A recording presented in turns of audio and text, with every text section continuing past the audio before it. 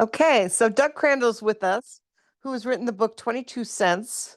And in the event some of you don't realize this, although I think probably most of you do, sometimes when you're a person with a disability, um, the person who has hired you can get this variance so they don't have to pay you the standard minimum wage.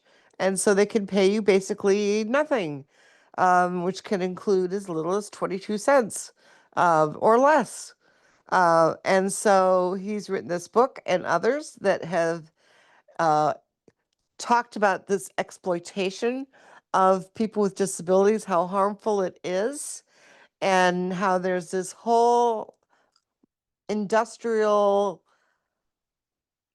mechanism to keep people with disabilities from being successful and profiting from their work. And he is a joy to listen to, he's a joy to read, and I can't wait for you to hear him. Oh, Susan, thank you. That's so sweet, so kind of you. I was thrilled when I saw Susan's message and Anne's message because that email box is usually full of hate mail. So so it's nice to get positive emails, but that's what you sign up for. I am really just thrilled to spend some time with you. I was looking to see if I recognize any names, but I'm not good at scrolling to the next. So if we know each other, holler, put something in chat. Um, if you would like me to, I can share one slide that has the timeline, but I think you got to give me permission to do that. Let me see. I'll send the request. We may not need it. We may just take it down. But let me do a baseline because, thank you, dear, because I want to do a good job for you, right? And Susan did a little of this. So I promise this is the only time I'll ask you to do it. And if you can either unmute, say yes or no, or put a Y or an N into chat. And it's just my way of getting a baseline, right? So yes or no, everybody. You either know it or you don't know it.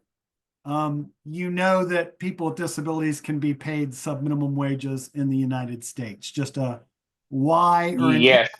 Okay, thank you. All right, looks like you guys are great. I can't keep up with the chat. Okay. You got lots of yeses. Lots of yeses, great. Some no's, yeah, great. Thank you, thank you. Oh yeah, yeah. It's usually about like this. Got some no's. 50, All right, 50, I'm gonna do another one, but you don't have to Oh, there's answer. a lot of no's. Wow. There were a lot of no's. That's okay. That's okay. I'm gonna tell you all the mistakes I've made, so that you know that it's okay not to know. I guess once we know, it's probably not okay for us to sit back and let it happen. But one more, and I do this all the time with every group, and you don't have to do it unless you want to.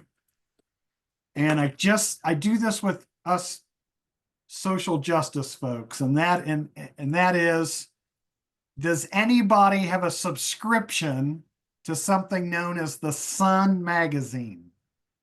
Anybody have a subscription to the Sun magazine? I'm looking for a yes. If you're a I yes, guess we all will soon. one of the oldest magazines in the country, 50 plus years old, that has no advertising. And thank you, Evan. All right, Evan, we got somebody. The reason I bring that up is I love to read, and it's a beautiful journal, comes out monthly. Cy Safransky, who is in his mid 70s now, founded the magazine when he was in college and mimeographed it.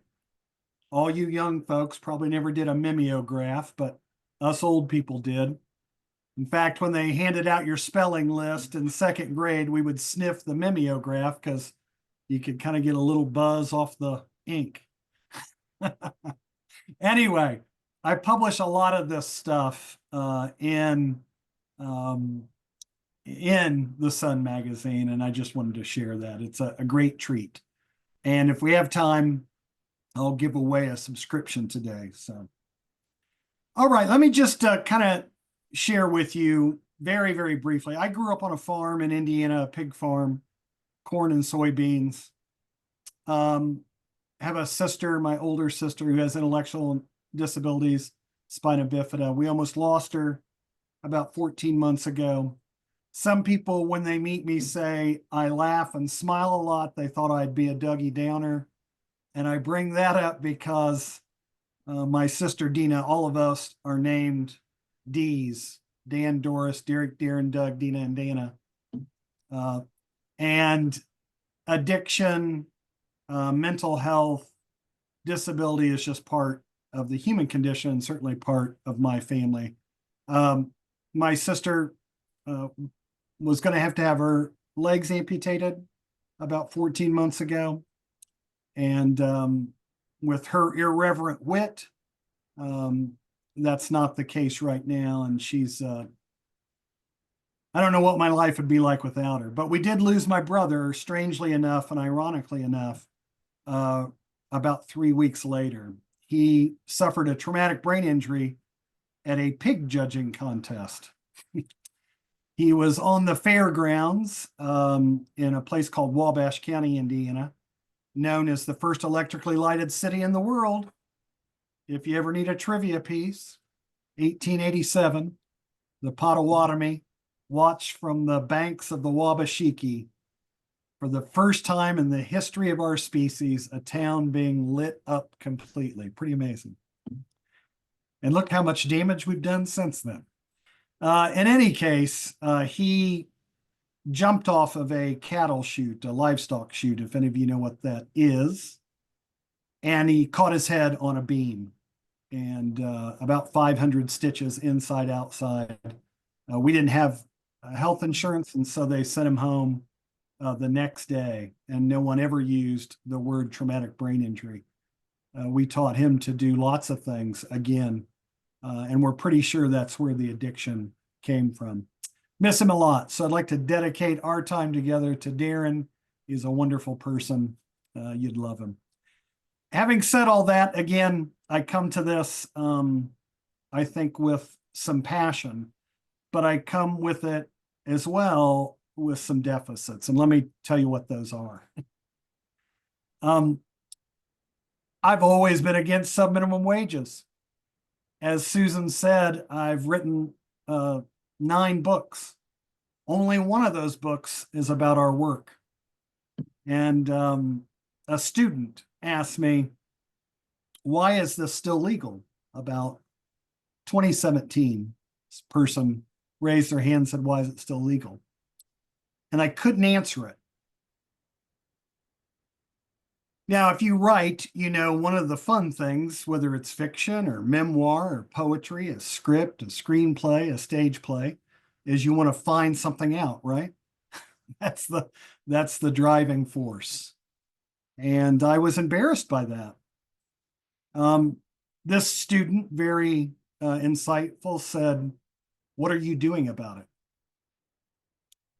And I'd kind of lost my way on that. I had decided, as someone working in this field for 35 years, that I was against it. I tried to get people out of institutions, out of sheltered workshops, but that wasn't enough. And so I decided the one thing I could do, one thing I knew how to do, was to write. And so I went on this journey to really answer one question: why it's still legal. Anybody want to take a shot at why it's still illegal? Take a guess. You can put it in chat or just open up your mic. We live in the United States, so why do you think it's still legal? I love these. Love these. That is how profit is made. That's right. That's right. As much as they try to convince you that they don't make any money. Yeah. Yes, yes, yes. And of course, the way you keep changes from happening in our, if you can still call it, system of government, is by lobbying. And so some of the biggest names in particularly intellectual and developmental disability services, Goodwill and others, the trade group Access, Source America, which at one time was known as Niche. All of these folks contribute lobbying dollars to keep it legal. And you probably know, and then we'll get into a little bit of the book, you probably know that the US Department of Labor, under the Biden administration, in my opinion, waited too long, way too long, to issue the final rule. And of course, issuing it on the tail end of administration certainly doomed it for this administration. I think we all know anything that had even a little bit of an indication connected to the Biden administration was going to be tossed. So that final rule's gone. That's the closest we ever got to a national ban. And we'll talk a little bit about the legislation where there is still some hope. But let's talk a little bit, since we've got some no's on this timeline, and I will try to share it. And by the way, to anybody, if you want to interrupt, just tell me. I don't mind at all. I like it. Holler at me. Give me a thumbs up so I know you can see this. Yeah. All right. Thank you, Jack. All right. Well, 1938, right? Fair Labor Standards Act. Sounds good, doesn't it?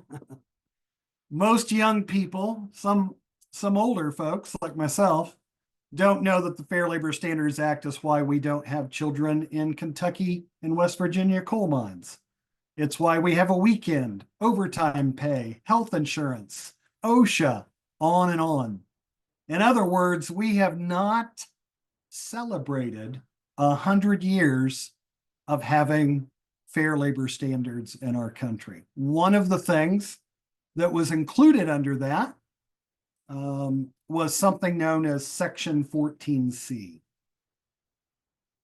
It was pretty rudimentary at the time, and 14C, essentially the language said, look, now be clear on this.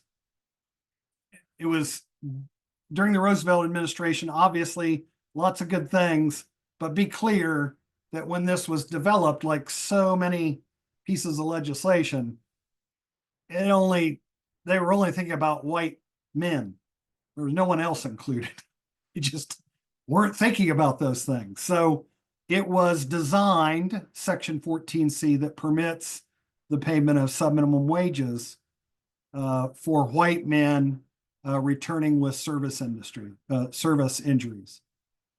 Good thing, right? Not a bad thing. No evil intent there other than being exclusionary. So it made sure that in a largely, manufacturing economy, that folks that came back missing an arm, a leg, less in traumatic brain injury and PTSD, but mostly physical disabilities, could still earn a living and be paid what they would imagine somebody whose productivity was impacted. Not a lot happens, guys, during 25 years of this. What I will tell you is, for those 25 years or so, it's not disability service providers that hold these certificates at all. There's only one type of certificate, and that certificate was for private business, private manufacturers. So in other words, someone had to look at it and say, how can we use this in disability service provision? Now, those same 25 years, as you all know, saw lots of advocacy around poorhouses and folks who were segregated in institutions and all those milestones, right? But one of the things that happens kind of in the late 50s is mostly moms, mostly white moms, began canvassing, talking to folks about their sons and daughters who were at home. There was not special education, but They did not want their children going to institutions. In fact, they fought it. So they were doing some good work. And they said, look, we're trying to start something called the Association for Retarded Citizens in our state. We want a chapter, but we need some place for people to go. And what we're thinking is we could use this little known piece of the Fair Labor Standards Act so people could do things during the day. And I want to be clear about this because people always misquote me. Those moms were doing that, maybe in a misguided way, but out of love. They were not doing it to exploit their own children, hurt their own children, or even create the disability industrial complex, right? They were doing it out of love. The problem is where there's money in a capitalistic economy, people are going to exploit it, right? And some of that exploitation begins to happen about 10 years in. So you start seeing all over the country these little kind of, sometimes in church basements, sometimes in, other community settings, that they're starting to get 10, 12 young folks, young adults coming to this program. There's no Medicaid, right? It's prior to that. So they're really just doing something to stay busy and getting a paycheck. That changes in the 70s, though, particularly right around 1970. And state trade organizations start popping up, right? And those state organizations are learning from private business that they need to have relationships with their elected officials, specifically in a lobbying sort of way. But it's still, again, rudimentary. However, by the early 70s, we end up with 4 types of sub-minimum wage certificates. One is called the patient list. I know that sounds incomplete, but it really is called the patient list. And these get used in VA hospitals and institutions. And does anybody like being read to? Does anybody like that? My wife and I read to each other all the time. That's how we don't have a television. Thanks, Lisa. We read to each other. It's a delight. I'm sure she's got a great Mississippi accent. Mine's a nasally Midwestern one, so it's not as much fun. But I'm going to read to you a paragraph on the second milestone because I think it's really important. And if I'm missing something in chat, I'm not a great chat monitor and talker. So someone just say, Doug, someone ask you something. Really? Wow. And I have no idea. Gulfport. Woo! All right. You guys will have a lot in common, Ann. Okay. Well, this is in chapter 5. And in chapter 5, it's called the Olmsted Supreme Court Decision and Freedom Fighters. Is that my music? Is that somebody else's music? I don't know. I'm sorry, it's mine. I'll turn it down. I'm sorry. No, don't worry about that. I thought it was me. Come on, I love it. I love it. And this is about 2 men, Mr. Sonnenberg and Mr. By, and then Mr. Hardnett, actually 3 men. So I'm going to shut off my camera as I read this and then put it back on. So just like in first grade, get comfortable.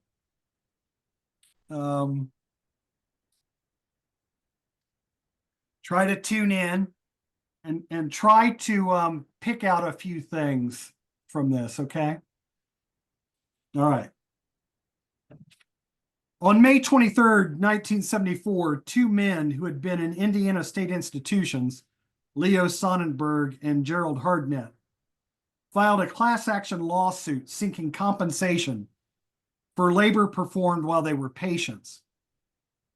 The complaint contended that the plaintiffs were entitled to payment under the minimum wage and overtime provisions of the Fair Labor Standards Act. Their attorneys also saw another legal angle, a violation of the 13th Amendment to the United States Constitution, which prohibits slavery and indentured servitude. The appellate court judge defined class members, and I'm quoting him here, as all patient workers who have labored in the state of Indiana institutions for the mentally handicapped or mentally retarded from May 23rd, 1970 to December 31st, 1974. So just about 4.5 years. The appellate court found in favor of 7,400 patient workers. Let that sink in. 4.5 years, 7,400 patient workers awarded $28 million in back pay for jobs performed in the institution, ranging from working in a hair salon, cutting other patients' hair, preparing meals, cleaning, working on vehicles, doing landscape work, providing nursing care, and even working in the institution's bowling alley. Most of these were found to be full-time jobs. In June 1991, however, the appellate court was overruled by the Indiana Supreme Court in what is known as By versus Sonnenberg, where the court found that the labor fit within the civic duty exception to forced labor. Anybody else's stomach hurt? Every time I read it, it makes me just angry. Yes, Ann. Angrier and angrier. Here's the thing. As a society, we said in 1974, there's something wrong with you 7,400 Hoosiers. You can't live in your community. You're too weird. You're too sick. You don't obey the rules. List goes on and on. But yet, once you're in the institution, you can work a full-time job in the bowling alley, cutting hair. So all of a sudden, 7,400 folks are rehabilitated. And the question then becomes, why weren't those folks released if they were holding full-time jobs? All right. One of the things I'm working on is I've tracked down Mr. Sonnenberg's extended family. He sadly lived the rest of his days in that institution, Central State Hospital. That's horrible. In Indianapolis. Yes. I think he should be on a stamp. I think he should be on a coin. It takes a lot of guts to do something like that. The thing that I think shocked me, and here's where I'm going to be honest with you. I knew very, very little of this history and had worked in this field by that time 30 years, kept my sister out of sheltered workshops, made sure she got good supported employment. But I didn't do enough for everyone else. I thought, well, I'm trying to help people work, stay in their communities, have friends, be well, have the waivers they need for in-home supports, but I didn't do enough. And I'm not sure this is enough with the book, but it always shocks me to read that second part of a violation of the 13th Amendment and know that we're 51 years past that court decision. The Indiana Supreme Court overturned it. Had they not, it probably would have become case law and been picked up by many other states. For those of you who don't know, we have 18 states, maybe 19 now, who have passed either phasing out sub-minimum wages or making it illegal. We finally got that done here in my home state of Georgia last legislative session. You wouldn't think it would take that much effort. But let's let's get on here and I'll check chat after I've gotten all riled up here. Yeah, hey, go for it. All right. I think, yeah, I don't think I missed anything. I think you all are talking to each other. Good, good, good. Oh, yeah. So many good comments here. Oh, my gosh. Yeah, no, I think it happened here in Minnesota as well. Yeah. Minnesota has fought it hard to keep it as Yeah, well. it sure has. We're going to get into, well, these next two milestones. A lot of this stuff will make you angry, right? And I don't know about you, but I have to really in meditation and just kind of focusing, not let that tear me up, but be a propellant to actually take action. Just like a wonderful journalist, female journalist at the Des Moines Times in 1979. Now, this 1979 piece connects to 2009. And the reason it connects is not just because of the time in between, right? But the same story. So this woman in Des Moines, journalist, she's not covering disability issues, health issues, but she keeps hearing about this guy who's wonderful in this little town called Atalissa, Iowa. And like any good journalist, she knows human beings aren't perfect. So why is this person being held up as the savior in this little town? Very tiny town, about 300 people, Atalissa. It's a entire chapter in the book. It's called The Nightmare in Atalissa. That's the chapter. So she starts digging around in Atalissa, and there are 30 plus men with intellectual disabilities working in Henry's Turkey Service. And in the town, when these men come into the town on vans and do a little shopping, everybody calls them the boys. Now, these are men who are adults, so we already have a problem. Today in Atalissa, you can find people who still refer to these men as the boys. She does a expose, 2 days, excellent reporting, excellent writing. And she indeed pulls back. Well, this guy isn't doing this out of the goodness of his heart. These men are making $60 a month for 60, 70-hour weeks, slaughtering and artificially inseminating turkeys. They're kept in a bunkhouse that looks like a barn that we kept cattle in. Actually, it looked worse than the barn than we kept cattle in. She rings the alarm bell and goes, they also punish these men if they don't get out of bed and go to work. And everybody goes, including state officials and regulators in 1979. What can we do?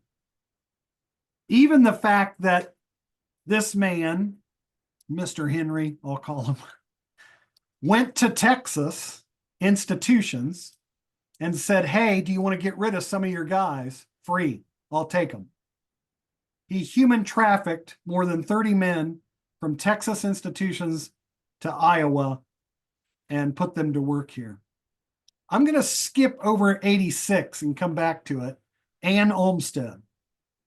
Because, do the math, 79 to 2009, it's still operating in 2009.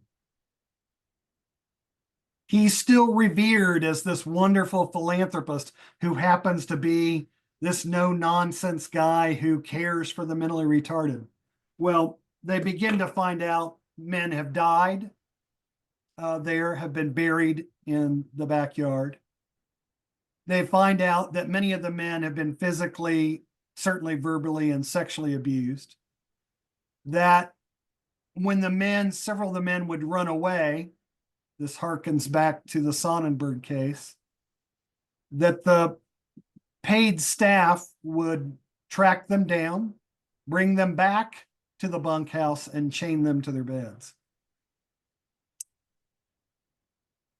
It takes from 1979 to 2009 for that to close. Somebody mentioned earlier, might have been KK, National Disability Rights Entity, put out something called Segregated and Exploited. It was a good paper, as you see there in 2011. I ask every time I go to talk to professionals, do they know what Henry's Turkey Service is? And no one knows. I'm not talking about the person off the street. There are people in Iowa that don't know what Henry's Turkey Service was. It was mentioned many, many times as we get to 2016 to overturn the legality of this issue, but it didn't happen. Where things take a really big turn is 1986. I mentioned that there are trade groups popping up. They'll be in every state that's represented on this call, all around the country. Groups, here it's called SPAD. And they all have terrible acronyms, Access, SPAD, things like that. And it just means they have lobbyists that are going to the state houses to make sure there aren't changes, right? They don't want their funding to change. Keep in mind that home and community-based services are attached to an individual, not a provider, but nonetheless. In 1986, there's this coalition of about 9 states, and they're state trade organizations, and they say, what we need is a federal lobbying entity on K Street, because we need to lobby the feds, not just the state. We need to lobby Congress, not just our state legislators. They do that in 1986. They learn from the pharmaceutical companies, energy companies, right? List goes on and on. And what they do is they convince legislators to vote on something. Now, prior to 1986, there was this common norm that if you were a person in the United States working in a shelter workshop for sub-minimum wages, there was a norm that you wouldn't ever make below half of that minimum wage. So if we go back to 86, I think it was what, 325, 345, something like that. Somebody can look it up for me. I don't have it off the top of my head. So the norm was, now come on, we still got to pay people at least half. And that, if you look at the records and look at the data, that held up pretty good. There are very few instances of people being paid 22 cents. Most of it was half the minimum wage. But in 1986, this coalition of trade groups convinces Congress to remove that wage floor. In other words, now I can be paid a half a penny an hour. I've seen checks that have, I'm bad at math, 0.0001 slash per hour, right? And people go, well, that's probably for folks who can't move their bodies or whatever. Yeah, Stephen Hawking couldn't move his body. He made good money, right? Stupid argument. But that gives rise then to everything that we're seeing right now, by the way, and what we've seen over the last several decades. It's just accelerated now, as you all know. Well, there's always a light of hope. How many of you know who Lois Curtis was? Lois Curtis, you don't have to answer. Lois is a Georgian. She is one of 2 women. There's a whole chapter dedicated to Lois. She was a wonderful human being. If you don't know who Lois Curtis is, you can Google her and see her art, beautiful art, really folk art. She won the Harriet Tubman Award after she got out of the institution. I consider her the Harriet Tubman for disability rights. We lost her a couple years ago, but she and Elaine Wilson, along with their attorney, took their case all the way to the Supreme Court. The commissioner here at that time in Georgia was Tommy Olmstead. He has also since passed, but that's why it's called the Olmstead decision. But the Olmstead decision essentially reiterated what the ADA had already laid out you know, 9 years, almost a decade earlier. And that protection right in public services. They won that. And so you will see t-shirts, posters that say, "I am Olmsted." Young people owe a lot to Lois Curtis and Elaine Wilson, both who were on sub-minimum wages in the institutions. Lois often talked about that. And both were not only competitively employed, but Lois sold her paintings sometimes for thousands of dollars. The Olmsted decision, many people thought was going to put a stop to sub-minimum wages. In fact, state of Oregon, right, where one of the test cases was on sub-minimum wages, was spending $30+ million a year underwriting shelter workshops and sub-minimum wages. And many people, and I could never get the correct answer in my research, although I have a hunch, believe that it was a kind of an inside job, that the state agency said, "We want to be sued by the Department of Justice. We want this to stop. It's totally out of control." And so that case has been successfully closed. There was a wonderful woman in Oregon, in Beaverton, Oregon, in a sheltered workshop there, who has a great name, Sparkle Green, who really provided a lot of testimony about this work. Now, I think most of you also probably know, but I'm going to say it anyway, and this relates to across disabilities, but if you're in formal services in the United States, formal public services in the United States, you are 6 times more likely to be physically, sexually, and verbally abused than a young person, say, with the label of Down syndrome who's not in services. First, do no harm, right? Looks like we're not following that rule. But the Olmsted decision, while it was used in Oregon, also in Rhode Island has a DOJ lawsuit when the Department of Justice was still real, where they settled to overhaul their system over a decade. There was a sheltered workshop in Providence. They also sued the city because they were making a pipeline from special education directly into sheltered workshops, obviously a violation of Olmsted and the ADA Rehabilitation Acts. But the Olmsted decision, many people thought would close all these down. And right now, where we've seen that is Oregon and Rhode Island. And that's really important. But obviously, even with this administration, the role of the Department of Justice suing states on Olmsted and the ADA related to sub-minimum wages was not going to be a long-term thing. That's why you see, again, almost 20 states that have gone to either executive orders or legislation. I've covered Henry's Turkey Service. I'm sorry if that's a downer. It is. If you get the book, check it out someplace. You might want to skip that chapter.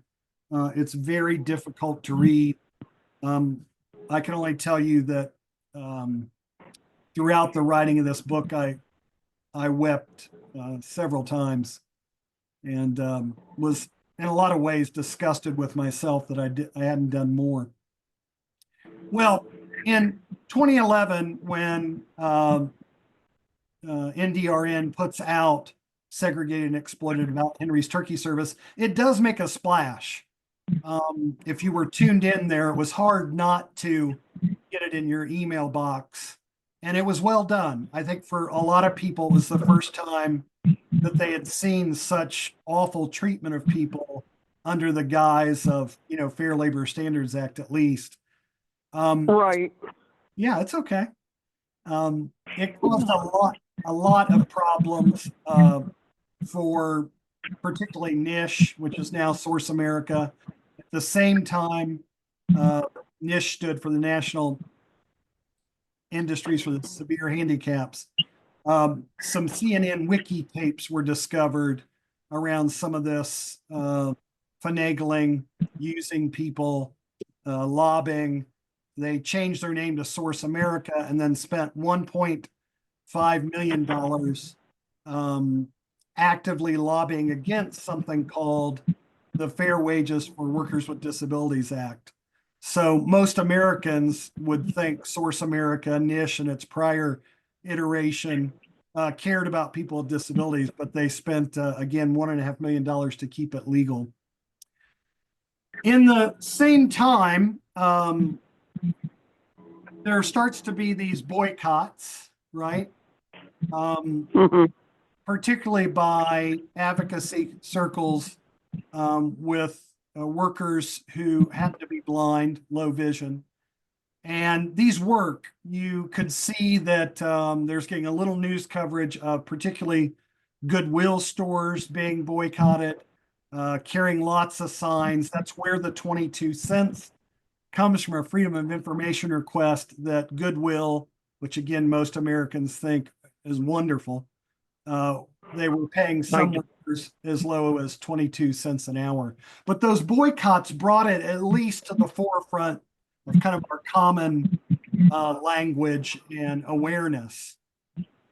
So that happens, but it loses momentum. So you certainly have Olmsted, you've got Henry's Turkey Service, a great publication from NDRN on segregated and exploited. You got the boycotts, National Federation for the Blind, NFB did stellar work on this, but it loses momentum. And so the first time as a country that we have to make legislation past these significant milestones is around 2014.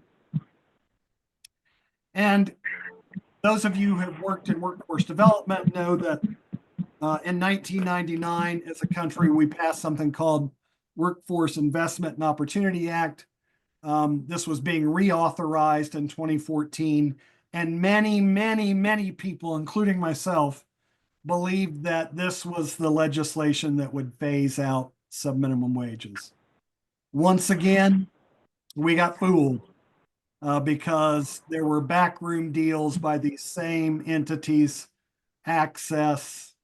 For a little while, the National ARC was iffy. Lots of the national organizations were iffy on it, but they finally said yes. You know, you're missing somebody who's very much not against sub minimum wage, and Who's that's that? parents. That's There right. are parents. That's My right. son graduated from high school in 2003, and I would not let him participate in the training programs because they were unpaid. Yeah. Yeah. They were learning things like how to fold towels, and I said, "Does this ever lead to a job?" No, because they get this free. Word. Why Yeah. would we ever pay anybody when we always have this labor Yeah. for free? Yeah, exactly. And Exactly. so, but who are the proponents of giving these kids these free jobs that kept having it happen was the parents because Yeah. they wanted their kids to be doing something. It looked like they were being put into a normal circumstance, a normal job, and they could say they've got a job at the hospital folding towels. Nobody said, oh, they got a job at the hospital folding towels and they get paid nothing. Yeah. Yeah. Mhm. Yeah. And it was a huge, I mean, it was a huge issue that when adult advocates wanted to eliminate sub minimum wage, parents were completely against it. No, you're absolutely right. And Oh, I believe it. I believe it. yeah, I would also say, right, that there are also families, parents like yourself who said, no way. My father, who didn't talk much when my sister Dina was in special education, he would smoke cigarettes at her ISP meetings. um, he wouldn't, when the doctor said she needed to go to the institution, an hour old, he just walked away from him holding her, and he told all these folks in so many words that they were wrong and could go enjoy themselves by themselves. So I think that number is smaller. I think what hurts my heart the most is over these 30 plus years, I've gotten to see families, and I might choke up a little here, see their loved That's okay. who had been in a sheltered workshop, making pennies, working a full-time job with friends and benefits and kindness and competency, and they carry around that. The system told the person and their family they were less than. They told them all about the low expectations. I am heartened when I see young families, for the most part, even folks who will identify as having a son or a daughter with very severe intellectual disabilities. They say, I don't want a building, a 12-passenger van, and an 8-person group home for the next 50 years before they die, right? They want their loved one to have a life. So the workforce, Exactly. the Workforce Innovation Opportunity Act did pass. It became fully authorized in 2016, and then I'll be done here and we can just chat.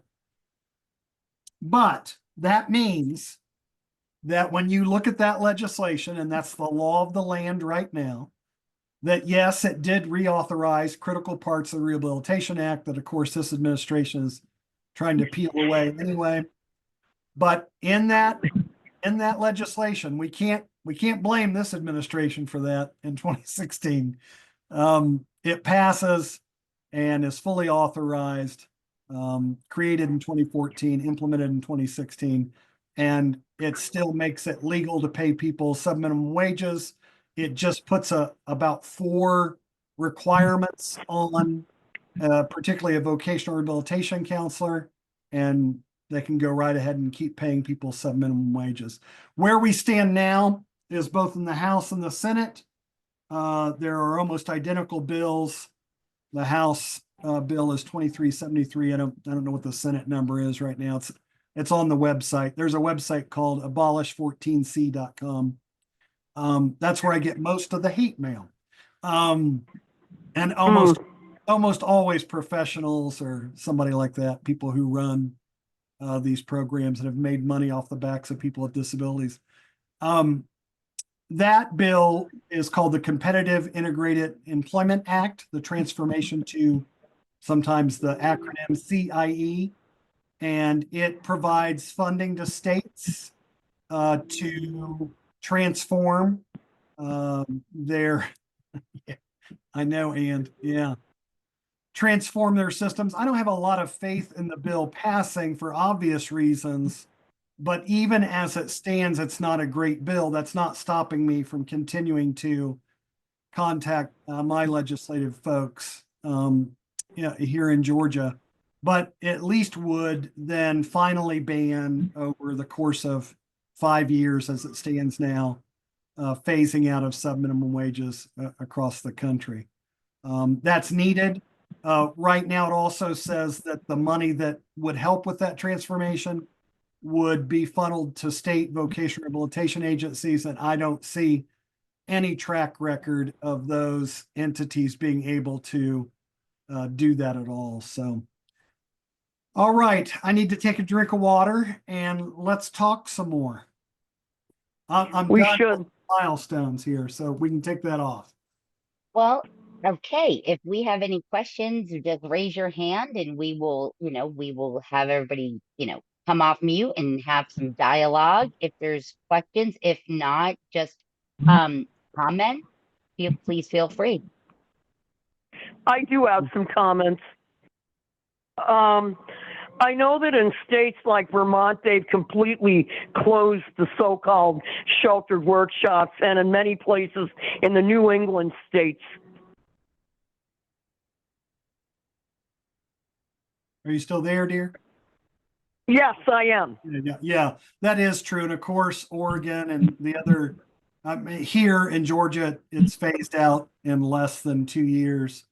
So they're all state initiatives. Now, one of the things that I'm a big proponent on is obviously tracking the data. California, I think, has done one of the best jobs of trying to truly get a handle and work with those folks that have deep concerns about the sheltered workshops being phased out.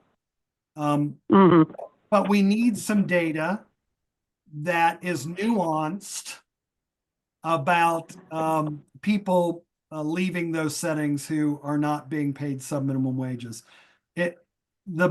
Our bill reflects and mirrors a few other state bills that say you can still have workers with disabilities in the sheltered workshop.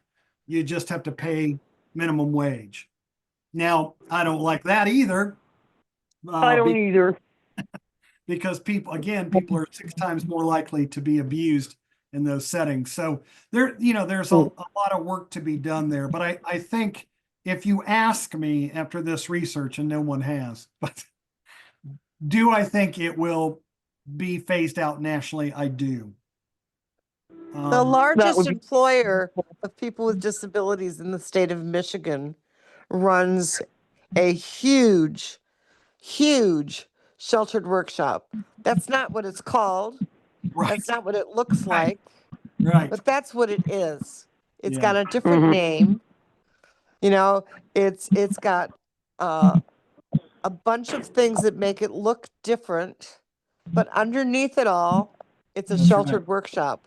People Yeah. are being paid more than sheltered workshops, but they're still being paid sub-minimum wage. Yeah, that's Well, right. They're that's being bad. trained for real jobs, except they never graduate out of their jobs. That's right. That's right. And that's why it's the disability industrial complex. I want to get to Jack because there's one telling trait about industrial complexes. You can't track the money and you don't know what the outcomes are. It's impossible as a citizen. Jack, go ahead, my friend. Yeah, so why do you think that the state vocational programs would not be suitable? What's your opinion on those? Yeah, I guess it comes, Jack. There are certainly wonderful people. I say this about people think I hate goodwill, and I don't. There are fine people who work those goodwill systems. There are fine vocational rehabilitation counselors. They just don't have a great track record. If you look at the 9/11 data that RSA collects of helping people with intellectual disabilities or severe physical disabilities find employment. I believe. They're pretty big bureaucracies. So I would want to see that money come to a state and a state decide how are we going to do this instead of a public agency. And I will say this, Jack, I wouldn't want the state mental health authority, state DD agency, not even the Centers for Independent Living. I wouldn't want them doing that either. I think where you get innovation is coming to the table with some money and saying, how are we going to change this? It's not a tough one, to be honest with you. It really isn't. Employers, regular employers, hire folks all the time that aren't perfect because human beings aren't perfect. I mean, I've worked with people who, a coworker who doesn't smell good, sometimes that's me. I've worked with people who don't have good social skills at work. Sometimes that's me. So all these reasons about why somebody can't go to work is just silly. And voc rehab systems are still deeply immersed, I think, Jack, in this readiness model, All right. Yeah. Well, thank you. Thank you. I wasn't too familiar with this issue until today, so it's been good. Yeah. Thank you, Jack. KK, am I I used to calling be you? on my state rehabilitation council, and one of the things that we tried to do was to go visit places that were theoretically not sheltered workshops, but were claiming to be something other than that. And one of the difficulties that we ran into was because the way I'm on a people phone came call. into Wait. these positions was through the health system, their identities were protected. So we never knew the names. We would get the first names, Go. I'm on the phone. and that's Be all we would respectful. get of people's name, of who they were.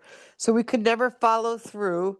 We could never visit them outside of the place that they were working to find out if you got them away from the work environment, would they say something different?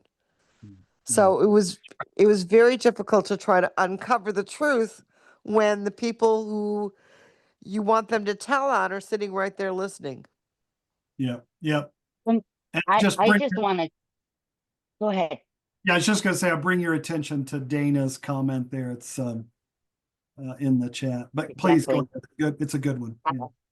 Absolutely. I was going to refer to that. And I also wanted to share that I was really disheartened. Several Liberators for Justice members got together and we all lined up and did the testimonies that they had. I believe was that 2 years ago already?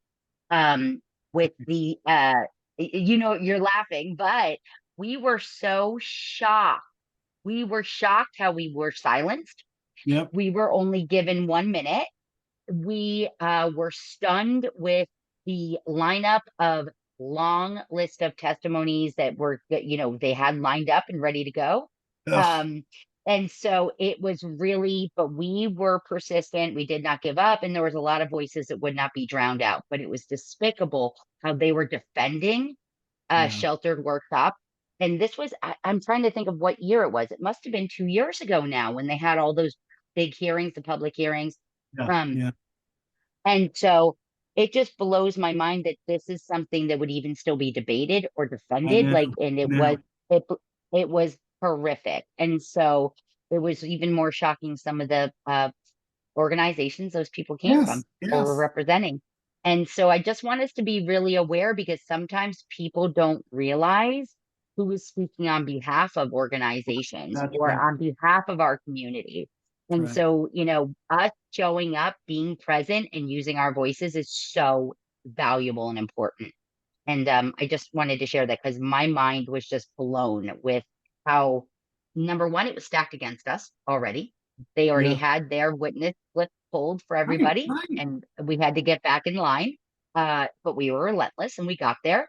But also how they had it already lined up, and we got muted. I mean, it was ridiculous, but I'm sorry we about were those loud. people. Good for you. Yep, We got a yep. lot And of so hands. We got a lot of hands. I was Kate. gonna What do you want to Scott. do? I think that was first, and then Okay. we had Tony and Myra. Okay. Yeah, I often get flack. In fact, I'm involved in a couple of conflicts as we speak, not here, but because I'm a dissenter. I have bizarre problems. To say they were misdiagnosed is an understatement. Iatrogenic damage from psychiatric drugs in childhood into the mid-teens. So what else is new? But some of these issues are so complex, and it doesn't mean anyone can say my heart goes out to poor people, but I've also pitched in many times in my life, never gotten much credit for it, but hardly any, but where there are people that are getting the dirty end of the stick, so to speak. That being said, the whole issue over sub-minimum wage, you are probably aware of much of the complexity. I'm not saying it's right. Oh, no, hell no, I didn't say that. I didn't say it should continue. Didn't say that either. Yeah. I'm not as concerned with this administration as are many people. Yeah. Put it that way. If you really analyze the politics, if your brain doesn't turn to mush doing it because it melts your brain, but it's not easy to find a solution. But the situation with Henry's turkeys that you mentioned, Henry's Turkey Service rather, Yeah. Yeah. it's a That's right. classic example of something that might at base, underneath all of it, been well intentioned, but it became like a nightmare. That's right. Yep. Yep. It started out. And Scott, I think one of the things, and this may be contra to what you're saying, I have to help my sis all the time with Medicaid, and that's complex. For me, this one's not complex in that we've set up a system that says this is what you get paid. And the reason some states are going directly to, Scott, to your point, to saying, let's first raise it to minimum wage, then we'll deal with the segregation, I think does speak to that complexity, where families need their adult son or daughter to be someplace. I get that. We deal with that with my sister all the time. Or possibly make the income non-taxable, so that if it does go a bit under minimum wage, which maybe shouldn't be taxed either at all, but Right. see what I mean? There are ways around it. Yeah, yeah. And I can warn people, because things, I'm in touch with the conservative people that are considered conservative. No, they're not all slaves. They are not all MAGA idiots. They're not, none of that. Yeah, Many of yeah. them are very good and kind and generous people. You would be surprised. Maybe you wouldn't be. Maybe you wouldn't be. But, that we shouldn't get stuck on either this way or that way, because that makes, for one thing, it simplifies Agree. issues into a univariate question. Yeah, yeah. In univariate question, meaning, there's only one issue here. No, there isn't. Yeah. And if we're going to, I think there's other solutions. I think that there are ways of improving the abilities of developmentally delayed people. I should know. I was not. Yeah, there are plenty of those, Scott. I guess the only thing I'd say to that, and I hear you, respect your opinion, is once again, as a country, over the last almost 85 years, we had the opportunity with the final rule from USDOL, and this administration said, kill it. So what was being done with it in the meantime? And I could tell you, that's my exact point, Scott. Mr. Crandell, we seriously, you and I should try to have a little bit of discussion later on after, some other time. Yeah, because I would love to talk with you. You have no idea the things I've uncovered, and I have survived more attempts. I can't even, I'd have to stop and think about the attempts. Yeah, maybe you guys can exchange info in the Right. chat, Yes, because we yes. do have a bunch of hands up, and And suffice it to say that we right all have a now, lot. there's a lot of share. money being spent that could be spent otherwise. They're giving me some of it that I hardly want, but if I don't spend it, then they want to send somebody into my apartment and take control over my life to find out what's wrong. Why am I not spending this money? Yeah. Which of course Yeah. is limited in what I can spend on. But thank you. Sorry. Yeah, thank you. Thank you. Could we exchange Sure, something? Sure. Yes, yes. In fact, Thank you, everybody can Scott. have an email. Everybody can have it. Who we got next? You know what? Can you put it in the chat, Doug, Yep. for everybody? That would be Absolutely. awesome. We had Tony and Myra, Miss Miriam, and I believe Carrie is right up after. So whoever's Now, ready remember, first, guys- Tony or Miriam. Remember, guys, Tony here. I can't talk and type at the same time, so let me put it in here. Go ahead. I can hold on for a minute. Okay, let's see if I got Tony? it. Nope, I didn't even spell it right. And there it is. Now I can listen. There you Thank you. This is Tony from Philadelphia. Hey, Tony. Bestie to KK out there. So, as you were talking about all these sheltered workshops and how they're using people with disabilities to profit off us, it's just like in the healthcare system. They have this system where you have to go over hurdles, go under bridges just to get a medication, which just costs probably $10, but they are gonna sell it to the common man for $70. You know, Right. and as we were having this, this went through my head. Has anybody come to notice that probably that is what is happening with this adult daycare centers too? Yeah, Tony, yeah, it's a great point. A lot of people will email me saying, Doug, I hate your book. I don't agree with it. Please come and visit our beautiful sheltered workshop. I had a board in New Jersey say, we'll pay your flight first class. Now, listen to this. First of all, I've never flown first class ever in my life. So, and put you up and we'll pay you some fee, all to show me something. You know what that told me? Somebody wants to shut down the one book that has been written about it, right? They wouldn't be doing that if that wasn't the case. So yeah, Tony, I think one of the things that people get confused about, and even people in our field who are advocating, is that oftentimes a sheltered workshop isn't profiting that much off of the low wages. They are, but it's the fact that you can run a business and bill state and federal funding for running a business, right? So imagine your local Walgreens being able to bill for every one of their staff at the Walgreens or at the factory, federal and state dollars, and then be able to pay them poorly. So it's a lot of a shell game, Tony, and I think that's what you're getting at. Yeah. Myra has to be the most productive person I've ever seen on a Zoom because she's exercised, she's made dinner. I mean, come on. That's fantastic. And I'm paying attention. Thank you. I can tell that.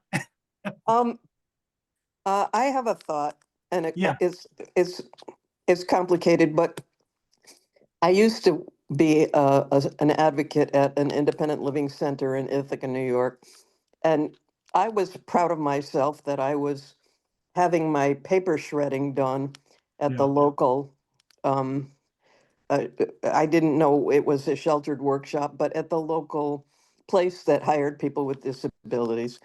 And I thought, well, that's, I'm doing a good thing. I'm supporting people with disabilities to have work. Well, I found out that those people were getting paid, 30 cents an hour Yeah. to do that work. And so it occurred to me that something we might do is to boycott these places because I can pay for my shredding, at 3 times That's the right. rate that they were charging. They're charging a bargain basement rate because they're abusing people. But instead, I'm taking my shredding business to a, regular old for-profit business.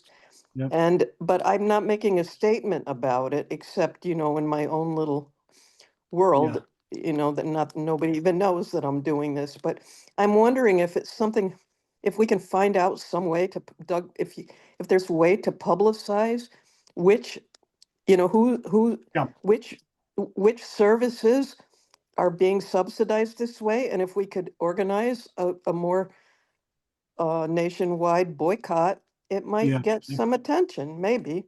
No, I think you're exactly right. If you don't know, for those who put in no, I know you wouldn't know, but for your yeses, on the USDO website, USDOL, it's called USDOL wage and hour. And I can send this to you, KK, so everybody can get the link. You can go on, Myra, and look Please. at the last 2 months in by state. How many workers are on those 14C certificates? You can look at any complaints, violations. You can look at all of that in real time. Now, guess what, guys? It's been legal for 85 years. The ability for any citizen to go look at that, and it's remained there, surprising me. By the way, probably everybody knows today's the first day of National Disability Employment Awareness Month. Okay. But you can go on there and find that for your neighborhood. And people will ask me, well, what can I do? I can't write a book. I can't go meet my legislative. I say, go introduce yourself to the local sheltered workshop. Say, I'd love a tour. Keep your eyes on it. Meet people who work there, right? Sit on the board. Go to board meetings. There are all kinds of things we can do. So anyway, Myra, I think you're exactly right. And if there is an interest to return to the boycotts, I would suggest we loop back with the National Federation for the Blind, because they did wonderful work around that. If you remember, when it was the push to get $15 an hour as the minimum wage, 1%. It seems so quaint now. The 1% protests.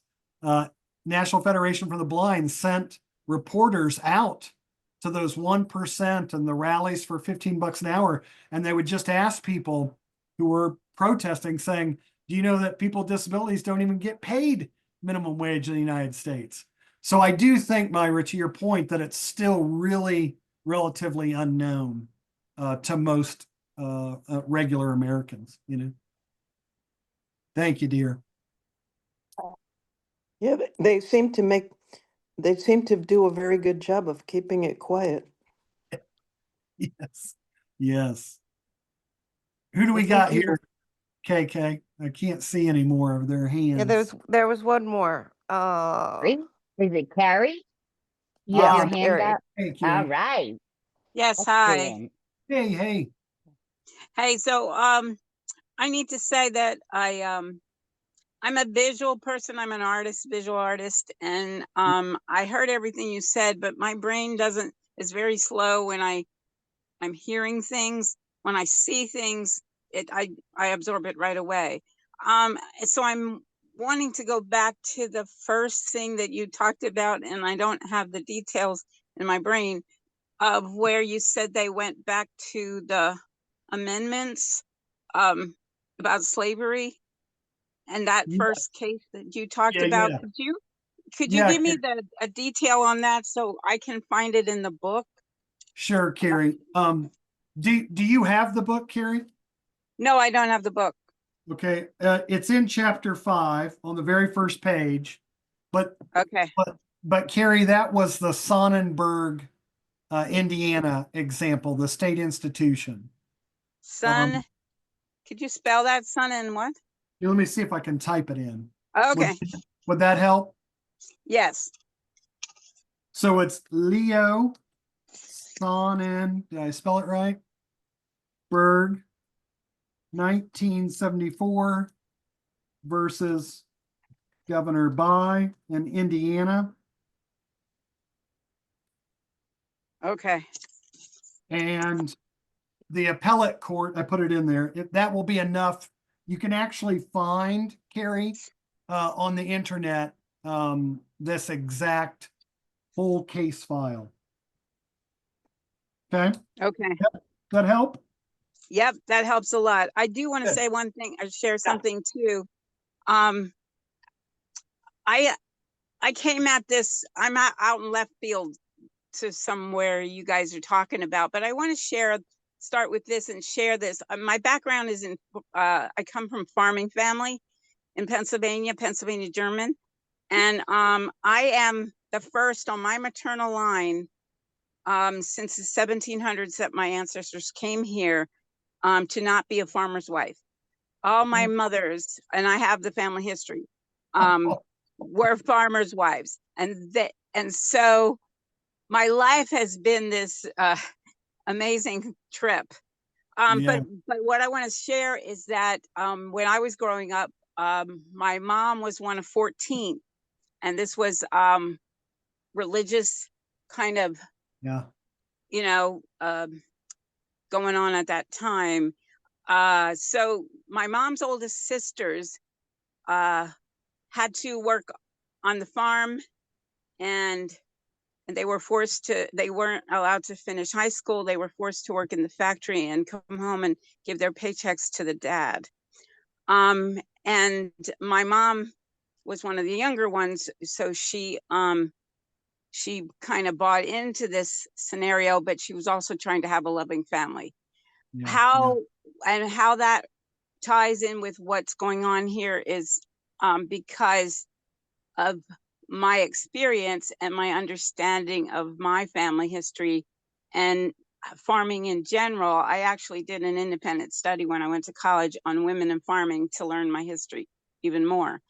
And what I want to say is that this was a domestic violence situation with my grandfather. In fact, it happened in 1951 that my grandmother was granted a divorce, which was very unusual at the time, for Yeah. indignities, which confirmed that what was happening was very abusive at that time. And it was the children, nobody in society, but the children, which would have been my other aunts and uncles that were a little bit older than my mom, helped my grandmother get out, and then also witnessed for her. What And story? how, I'm sorry? I said, what a story. My goodness. Yeah, and I ran into all kinds of problems, but my plan was to write. And I have lots of writings, but not in this realm. It didn't get published because I didn't understand in my growing up years how that violence was coming through intergenerationally. Yeah. And Yeah. then it happened, you know, that there wasn't a lot. On my mom's side, her father was very physically violent, but it didn't come down that way as physical. It was actually the dynamics of relationships.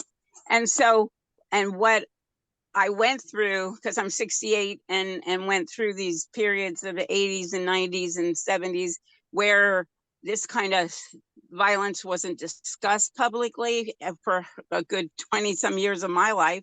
And then all of a sudden there was, and then it trended into so many women on disability. Mhm. And so that's where I have like this connection to, I skirt it. That's because of my background and understanding where I came from and how it was just based on traditions. I mean, I did get counseling and I did get in the mental health arena for a little while, but I was able, because of different conditions, that I didn't end up on medications. I didn't end up on, I used education. I considered it an educational problem, not a disability on my part. Like my father never learned to cook, but nobody said, "Oh, he has a cooking disability," or if I put him, or if I put him in the kitchen Yes, and yes. asked him to make Thanksgiving dinner, Yeah, if that's a he got traumatized, nobody's going to say, "Oh my gosh, he's traumatized. We have to help him learn how to cook Thanksgiving dinner." I don't know. So no, that's how I I love saw it. This is I love and that, Carrie, and thank you for sharing. You sound like you certainly need to write that story for certain. Yeah. Thank you, dear. thank you. I just really quick want to jump in because I know that we at this point we usually stop recording, and when people maybe may want to ask some different questions, or some people that maybe don't want to ask while we're recording, I also just want to as we are closing out the video, thank everybody for attending, and I want to let everybody know that there's a bunch of us that will stay on and keep this conversation going, and I just want to encourage everybody to ask your questions, stay on, stay in this dialogue. And there's one thing I just really want to highlight. Doug, you said something that really hit me, and I actually had to turn off my camera because it tears to my eyes, because that's what I was told. I was institutionalized very young, and I was born with a DD and an IDD, and I was told I just couldn't. And it was somebody that just said to me one day, "Why do you accept that? You know you have so much in you, just because of A, B, and C." And that tapped into something. We talk about human potential. That doesn't matter. There is not a IQ number That's or right. That's right. in a quote unquote ability. It is about us believing in each other, supporting and elevating for that to be shining through each and every one of us. Because I wouldn't be able to do it, the things I do, without the love and support of the greater community and of my brothers and sisters, and the cross disability community and advocacy, because they didn't tell me that I can't or that I wouldn't. They said they dreamed with. And I think we need to start imagining, dreaming, and hoping for each other again. And I kind That's of want to leave it there because I think there's so much negative that we need to re-dialogue this in a more positive introduction way, because they're doing some bad stuff and this is really ugly. And they are missing some of the most gifted, talented, beautiful humans in this world with Absolutely. creativity. So I just want to thank you for highlighting that and sharing that, because there's a lot of us that can identify with that exact word. And I'm so glad that you also see it in all of our brothers, sisters, your family member, I just want to personally thank you so much. Well, And thank you.